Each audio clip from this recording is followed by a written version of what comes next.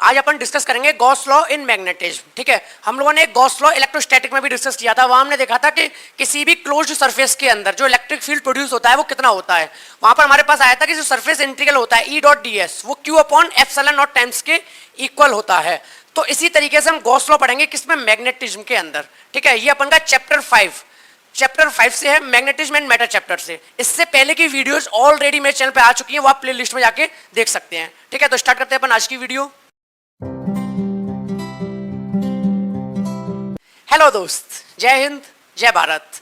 आज का अपना टॉपिक है गॉस लॉ इन मैग्नेटिज्म, यानी कि मैग्नेटिज्म के अंदर हम गॉस लॉ की बात करेंगे। यानी कि गॉस लॉ में क्या बताने वाला है कि कितना मैग्नेटिक फील्ड प्रोड्यूस होगा। अगर आप लोगों को याद होगा कि गॉस लॉ हमने इलेक्ट्रोस्टैटिक में भी पढ़ा हुआ था। ठीक है, तो यहाँ बोला है Gauss law in electrostatic states that the surface integral of the electrostatic field E over a closed surface S is equal to 1 upon epsilon naught times the total charge enclosed by the surface S. यानी कि वही बात repeat कर रहे हैं हम जो electrostatic में पढ़ा था कि अगर किसी भी क्लोज्ड सरफेस के अंदर क्यू चार्ज है, किसी भी क्लोज्ड सरफेस के अंदर क्यू चार्ज है, तो वहां पर जो इलेक्ट्रिक फील्ड प्रोड्यूस होगा तो सरफेस इंटीग्रल जो होगा ई डॉट डी एस का Q upon epsilon naught times के इक्वल होगा।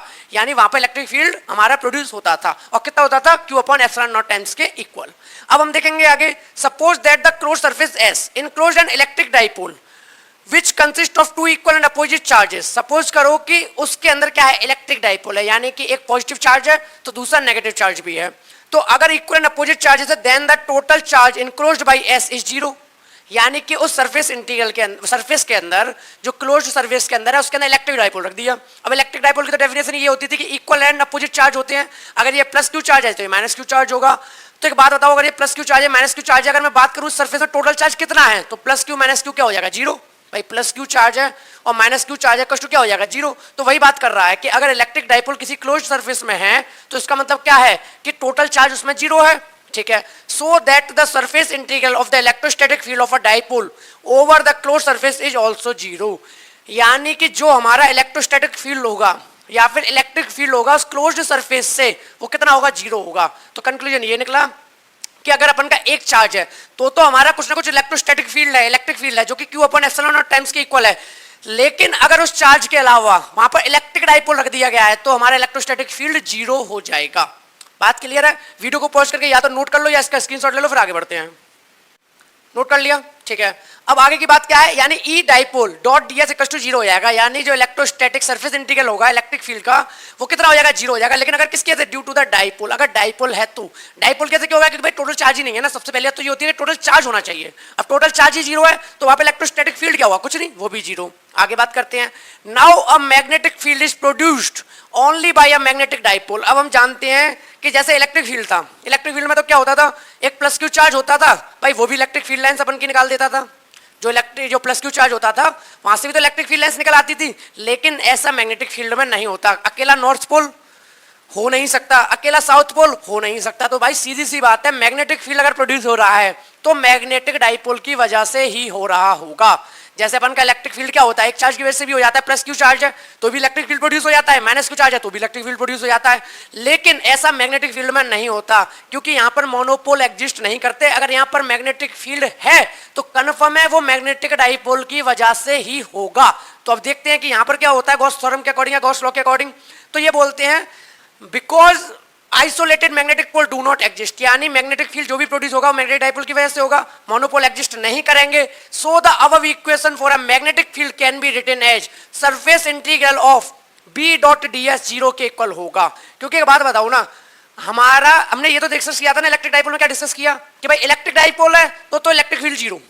अगर इलेक्ट्रिक डाइपोल नहीं है, अकेला चार्ज है तो भाई इलेक्ट्रिक फील्ड है। लेकिन यहाँ समस्या क्या है, यहाँ पे तो मोनोपोल एग्जिस्ट ही नहीं कर रहे और यहाँ पर तो हमेशा ही मैग्नेटिक डाइपोल है। तो जैसे इलेक्ट्रिक डाइपोल का इलेक्ट्रिक फील्ड जीरो था वैसे ही मैग्नेटिक डाइपोल का मैग्नेटिक फील्ड क्या होगा, जीरो होगा। तो कंक्लूजन निकला कि जो सरफेस इंटीग्रल होता है बी डॉट डी एस वो किसके इक्वल होता है, जीरो। यानी गॉस लॉ इन मैग्नेटिज्म के अंदर integration of B dot D S कितना निकलेगा, जीरो निकलेगा हमेशा।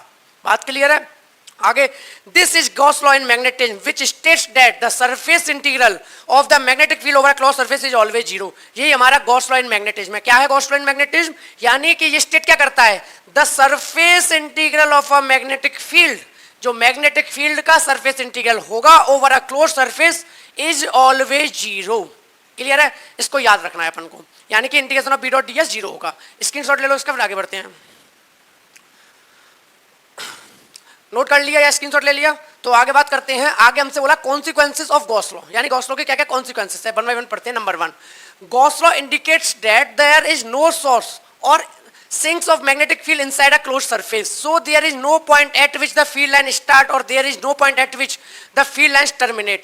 यानी कि गॉस लॉ क्या कह रहा है कि गॉस लॉ के अंदर कोई भी एक ऐसा पॉइंट नहीं है जहां से मैग्नेटिक फील्ड लाइन हम कह सकें स्टार्ट हो रही है या फिर हमारी मैग्नेटिक फील्ड लाइंस एंड हो रही हैं, ठीक है। In other word there are no free magnetic charges, hence isolated magnetic poles do not exist. यानी यहां से कंक्लूजन ये निकला कि मैग्नेटिक मोनोपोल एग्जिस्ट नहीं करते, ठीक है। नॉर्थ अकेला नहीं मिलेगा, साउथ अकेला नहीं मिलेगा।